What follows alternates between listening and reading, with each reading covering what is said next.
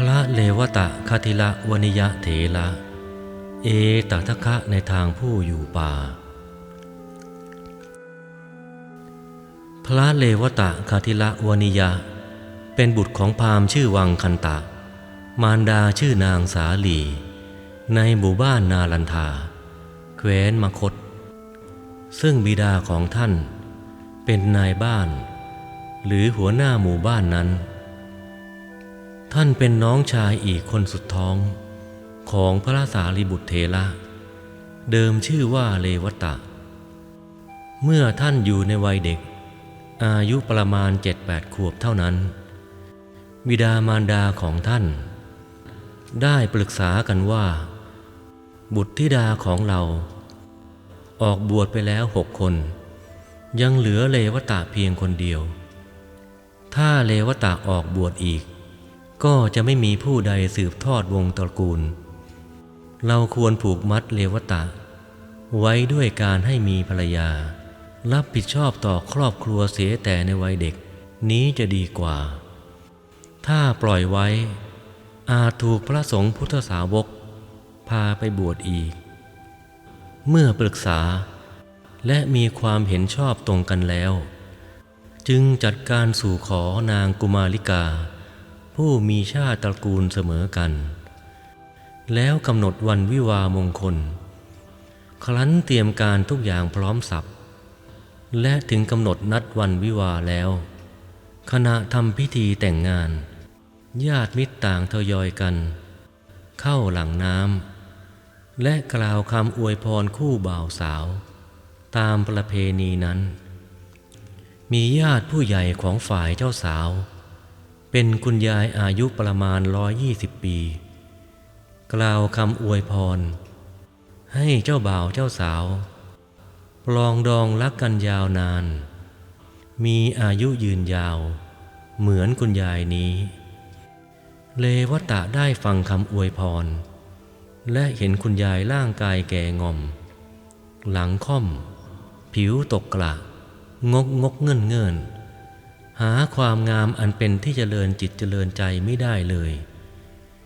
แล้วคิดหวนเปรียบเทียบกับเจ้าสาวของตนซึ่งจะมีสภาพร่างกายเหมือนคุณยายนี้จึงเกิดความเบื่อหน่ายขึ้นมาทันที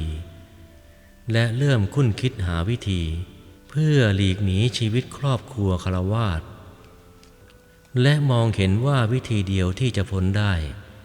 ก็คือต้องออกบวชเหมือนพี่ๆจึงจะพ้นได้ดังนั้น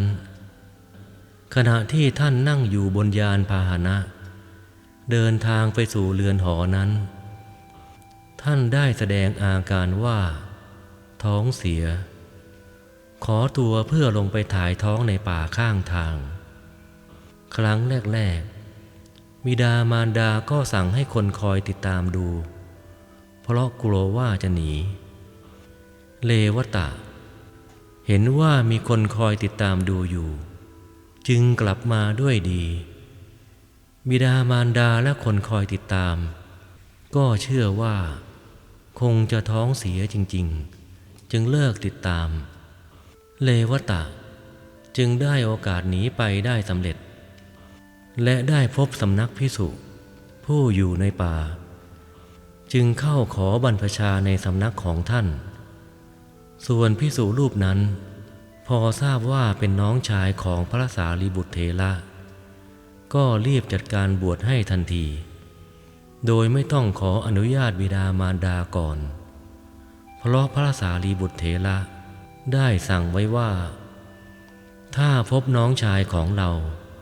ให้บวชได้ทันทีเนื่องจากถ้าขออนุญาตบิดามารดาแล้วก็จะไม่ได้บวชเพราะบิดามารดาของท่านเป็นมิจฉาทิฏฐิพระสารีบุตรเถระได้ทราบข่าวว่าเลวตะน้องชายบวชแล้วคิดจะไปเยี่ยมจึงกราบทูลลาพระผู้มีพระภาคเจ้าถึง2 ครั้งพระพุทธองค์ทรงตัดห้ามยับยั้งไว้ส่วนสามเณรเลวตะคิดว่าถ้าเราอยู่ในสำนักอุปชานี้ต่อไป บรรดาญาติทั้งหลายอาจจะตามมาพบและนำตัวเรากลับไปได้อีกจึงเรียนกรรมฐานจากพระอุปชานั้นแล้วได้ลาไปบำเพ็ญวิปัสสนากรรมฐานในป่าไม้ตะเคียน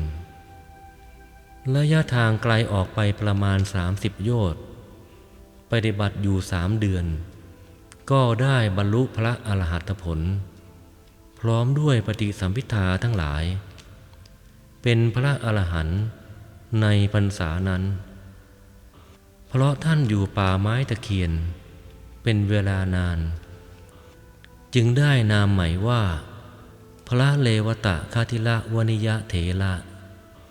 เมื่อออกพรรษาปวารณาแล้วพระสารีบุตรเถระกราบทูลลาพระบรมศาสดาเพื่อไปเยี่ยมพระเลวตะอีกครั้ง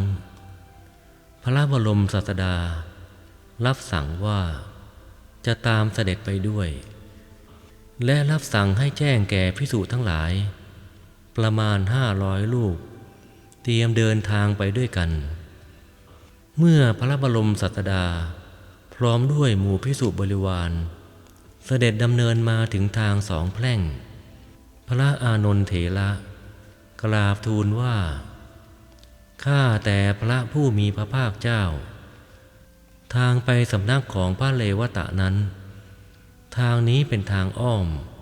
ประมาณ60 โยชน์เป็นที่อยู่ของมนุษย์สะดวกแก่การภิกขาจารอีกทางหนึ่งเป็นทางตรงประมาณ30 โยชน์แต่เป็นถิ่นที่อยู่ของอมนุษย์พระภิกษุสงฆ์จะลำบากด้วยภิกขาจารพระเจ้าข้าพระผู้มีพระภาคเจ้าตรัสถามพระอานนท์เถระว่าอานนท์พระศรีวลีมากับเราด้วยหรือเปล่าข้าแต่พระองค์ผู้เจริญพระศรีวลีมาด้วยพระเจ้าข้าอานนท์ถ้าอย่างนั้นก็จงไปทางตรงนั่นแหละการที่พระพุทธองค์ทรงรับสั่งอย่างนั้นก็เพราะพระองค์ทรงทราบว่าเทวดาทั้งหลายในระหว่างหนทางนั้นจะพากันจัดที่พักและอาหารบิณฑบาตถวายพระศรีวลีผู้เป็นที่เคารพนับถือของพวกตนบรรดาพระภิกษุสงฆ์มีพระพุทธองค์เป็นประมุขก็จะไม่ลำบากด้วยภิกขาจารและสถานที่พักด้วยอาศัยบุญของพระศรีวลีนั้นเมื่อพระบรมศาสดาพร้อมด้วยภิกษุสงฆ์บริวารเหล่านั้นเสด็จมาใกล้จะถึงแล้วพระเลวตะแสดงฤทธิ์เนรมิตในป่าเป็นพระคันธกุฏีสำหรับพระผู้มีพระภาคเจ้าและเนรมิตสถานที่จงกรมพร้อมด้วยสถานที่พักกลางคืนและกลางวันเพื่อความสะดวกและผาสุกแก่ภิกษุทั้งหลายที่ตามเสด็จมาด้วยอีกอย่างละ500 แห่งแล้วออกไปถวายการต้อนรับ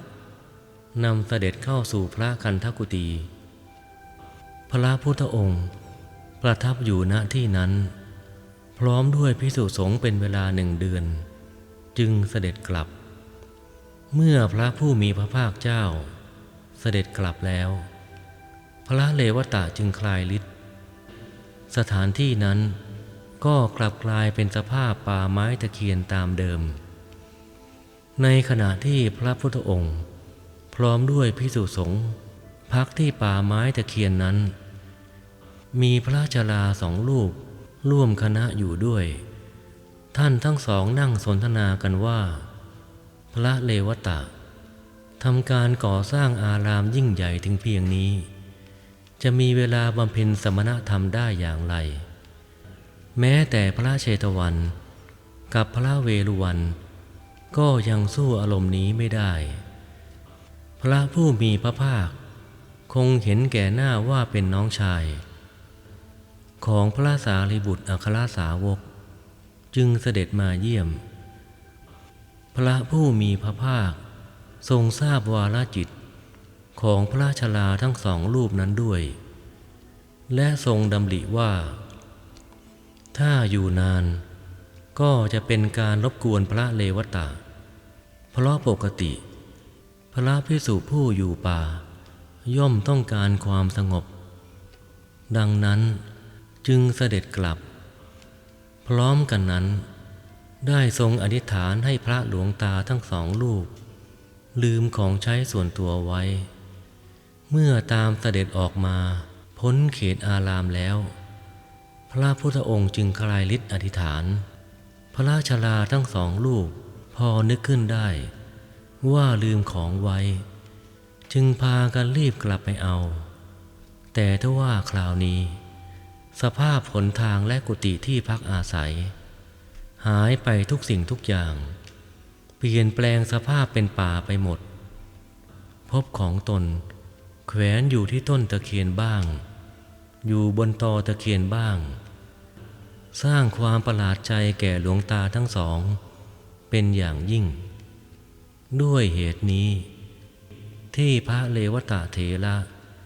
อยู่ในป่าไม้ตะเคียนเป็นเวลานานท่านได้รับการยกย่องจากพระบรมศาสดาในตำแหน่งเอตทัคคะ